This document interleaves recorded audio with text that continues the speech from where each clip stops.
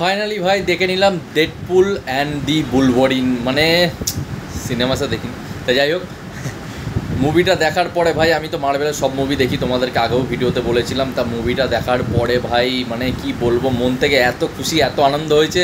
আর এত কিছু মুভিটার মধ্যে ভরে ভরে আসে, আয়রন ম্যানের গল্প, ক্যাপ্টেন আমেরিকার গল্প, মানে মাল্টিভার্সের মুভি আছে, তাই জন্য গল্প তো থাকতেই হবে। কি অন্য ইউনিভার্স থেকে আনা হয়েছে ডেডপুলকে, আর বুলভারিনটাকেও অন্য ইউনিভার্স থেকে আনা হয়েছে। তা পুরো গোটা মিলিয়ে যে গল্পটা দেখানো গেছে সামনেতে ভাই, হেভি লেগেছে আমার গল্পটা। যেমন অ্যাকশন তেমন স্টোরি তেমন কমেডি ভাই, কমেডির কোনো তুলনাই নেই ভাই।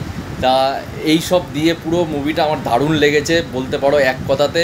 আর ভাই কোনো কমতি নেই মুভিটার মধ্যে, আমি এটুকু জানি, বুঝতে পেরেছি। কিন্তু আমার কোনো মাথায় ঢুকছে না কোনো বড় সড়ো পোস্ট ক্রেডিট সিন কেন মুভিটার শেষে দেখানো গেল না, এটা আমার মাথায় ঢুকছে না। কোনো একটা বড় কিছু পোস্ট ক্রেডিট সিন মার্ভেলের তরফ থেকে অবশ্যই দেওয়া উচিত ছিল। এখন জানি না কেন তারা সেটা করেনি, আর করলেও মনে হচ্ছে তারা কোনো কারণে এটাকে ক্যান্সেল করে দিয়েছে। কারণ ডক্টর ডুম এখন হতে চলেছে RDJ, ঠিক আছে। আর ডেডপুল অ্যান্ড বুলভারিনের হয়তো পোস্ট ক্রেডিট সিন যেটা ছিল ওইটা হয়তো ক্যাং দ্য কনকরারের ওপরে বেস ছিল, টাইম ট্রাভেলের ওপরে। তাই জন্য ভাই মনে হচ্ছে যতদূর সম্ভব কি এখানে মানে টিভিএকে তো দেখানো হয়েছে, লোকিকে দেখানো হয়নি যদিও বা, কিন্তু এখানে ওই জন্য ক্যাং দ্য কনকরারের কোনো ক্যারেক্টারকে দেখানো হয়নি।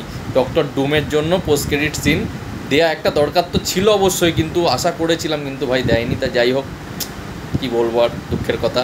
তা তোমরা কি ডেডপুল আর বুলভারিন দেখেছো কি দেখোনি, নিচে কমেন্ট করে অবশ্যই বলবে।